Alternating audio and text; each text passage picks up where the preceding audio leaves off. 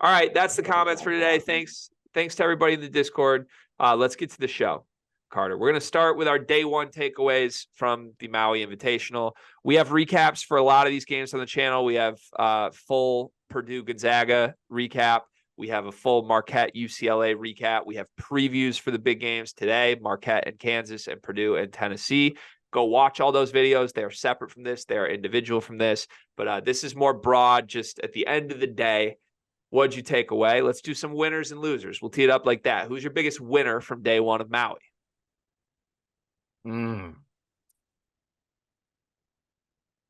That's tough. Honestly, am I allowed to pick UCLA even though they lost? Of course you are. I think I pick UCLA because I like the way they play. I think they play extremely hard. I think Mick Cronin's a great coach, and those guys defensively were monsters.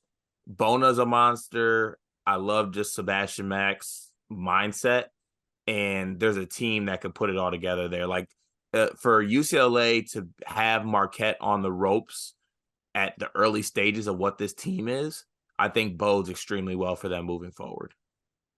I agree with you there. Let's just do rapid fire. I wholeheartedly agree that UCLA was a winner and looks great. Winner number 2 for me, Kevin McCullough. I think Kevin McCullough is going to like sleepwalk his way to double doubles and triple doubles this season. And it seems like a pretty cushy role for him. Like Kansas just wants him to like stat pad. That seems pretty awesome. He's doing well. Like he's made a jump, but pretty cool feature role for Kevin McCullough. I think he's a winner. Yeah, maybe future Big 12 player of the year over Hunter Dickinson. Yeah, I don't know. Things are weird. Like, is McCullough actually that good? I've always been a McCullough fan and a fan of him, like, I've been a fan of him being a glue guy, but it seems like he's taken another step this season of being the guy. I wonder if that can last though. Yeah. I don't know. Fascinating to watch. And like, it's almost felt like Hunter's been great, but like I have some who's the alpha questions on Kansas. Like, is the guy that keeps getting the triple doubles the alpha, or is the biggest guy in portal history the alpha, or is the point guard the alpha? Like, I just don't know. They got like 3. I guess it's not a bad thing to have 3 alphas, but it's going to be interesting when they get in like a battle. What happens with those 3? Because if I'm not mistaken, McCullough struggled in the Kentucky game, right? Yeah, he did. Yeah. So like he keeps stat padding against lesser opponents. What happens when we get into big game for Kevin McCullough? We'll see. Marquette will be a really good test. Yeah. Who's another winner for you? Give me some more. I will go Oso Ighodaro also as a winner.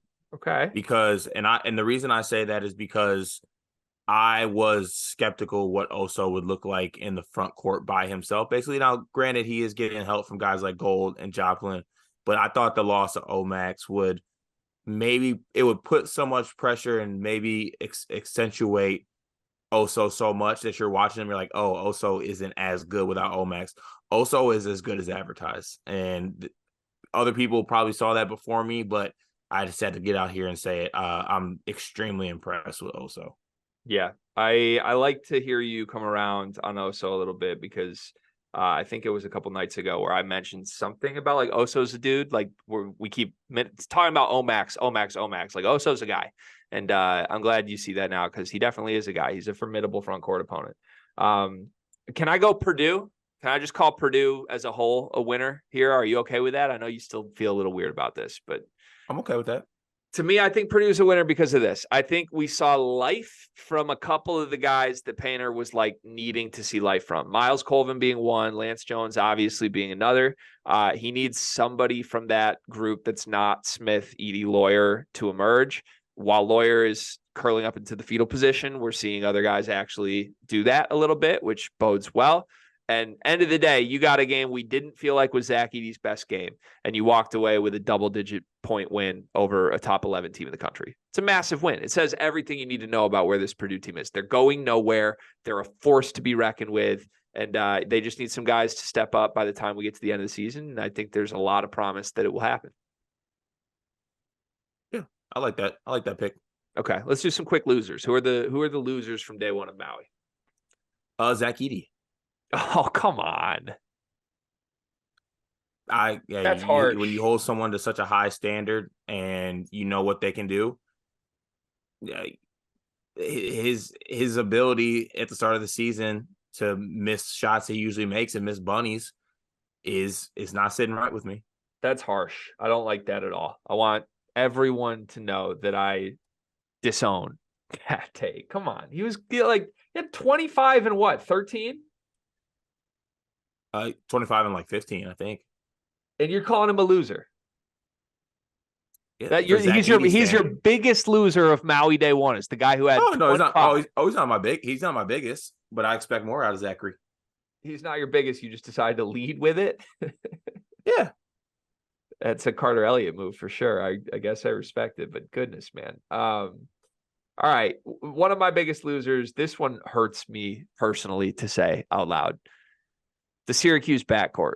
Damn it! That was gonna be next. That was gonna be next for me. They have to be losers. I'm in love with these guys. I can't shake them. I know it's a toxic relationship. I'm gonna go bet them today against Gonzaga. By the way, like quick turnaround for the Zags, and they're catching 12. Like Gonzaga's as good as Tennessee is. Excuse me.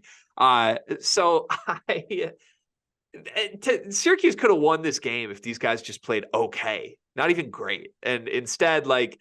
I thought J.J. Starling was really good without Judah Mintz in the first half. Then he just disappeared when Judah came back into the game. Judah Mintz seemed entirely focused on getting his points, and that's it. The problem was Judah Mintz couldn't hit a thing the entire game. He was like flopping for foul calls. He was missing free throws. I hate Judah Mintz's left-hand dribbles at the free throw line. That's my least favorite free throw routine I have ever seen in my life. Right-handed killer, just trying to be cute and dribble only with his left at the line, and he keeps missing free throws. Drove me insane. But these guys are good. I stand by these guys are like a top 5 backcourt in the country. They just refuse to play like it. And it's frustrating the hell out of me. Yeah, I hated their body language too. More so Judah Mintz's body language and decision-making was frustrating, and I can see as a teammate of his that being frustrating as well. Like there was many of occasions where I get Judah Mintz is trying to get himself going and get some shots up, but there's guys just like standing waiting for a pass, and he's just forcing up a elbow jumper trying to get fouled and airballing, and the body language was just terrible for Syracuse. So I hate they were going to be next for me. Okay, I'm glad we're on the same page with it at least, even though it hurts to say it out loud for sure.